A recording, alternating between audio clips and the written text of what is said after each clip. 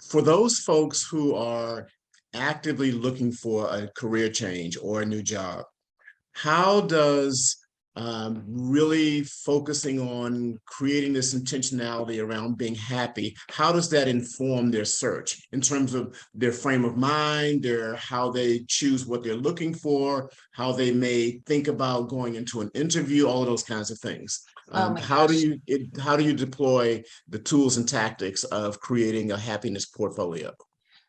Well, I mean, on a simple level, even without the career portfolio, if you're looking to do a career pivot or if you're actively looking for work right now, I am a really big fan of the positivity priming. And it is not silly at all. It is having moments where, I have clients who they're about to go sit down and say, rework their cover letter for a job that we've identified. And I say, okay, what can you do right before you sit down that makes you feel good, right? So for some clients, it's going for a run. I had a client once that loved a certain cup of tea, a certain kind of tea. I think it was an expensive tea, and she had a beautiful mug.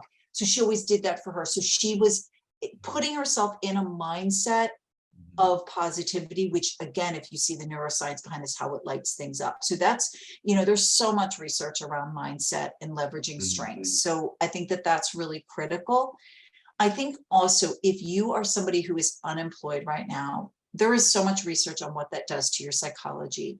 And the more you can leverage your strengths. So to be working on your resume, I always say if someone's working on if the resume looks like something would be on a job description, it's not written well enough for a job. It's not written well enough for a resume or applying for a job. So sometimes I work with clients who are really feeling very down about where they are. And it is messy to work through our resume together, but we retell the story from a place of context, of impact, of strengths. And just by doing this, they remember things that they had forgotten that they were great with. Particularly if you're coming out of either a toxic work environment or a work environment that really beats you down, you might have forgotten what you did when you first started the job or in the job prior. So it helps you to reshape.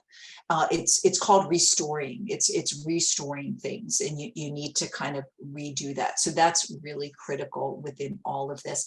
It's also critical for when you're prepping for interviews. So people, this is a little trick that I have around interviews. This is slightly different from what we're talking about, but I think this is critical because it gets into the career happiness piece. People have probably heard of the STAR method for job interviews, right? What's the situation, task, action, result?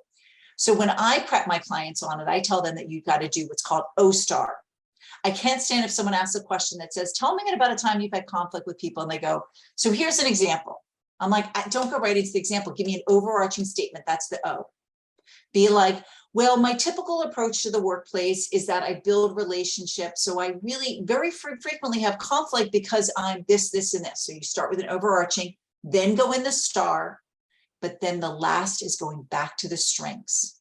Remember, we had that strengths in the beginning, knowing what you're good at and saying, so this example really highlights my proactive approach and my style of communication, which is transparent.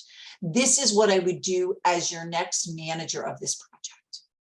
So I love that O-STAR method because I feel like it really helps shift people's thinking within this. And it's the same thing to be thinking about when you're going in for informational interviews and you're just kind of trying to rebuild your network. If you're actively looking for jobs, again, go in from that place of what do I have to offer, right? And sometimes it's going to take a lot of pausing and reflecting because we've lost sight of that when we're doing this. It takes time. Sometimes clients come to me. I just had a new client I worked with last night, and he wants to find a new job in like 2 months.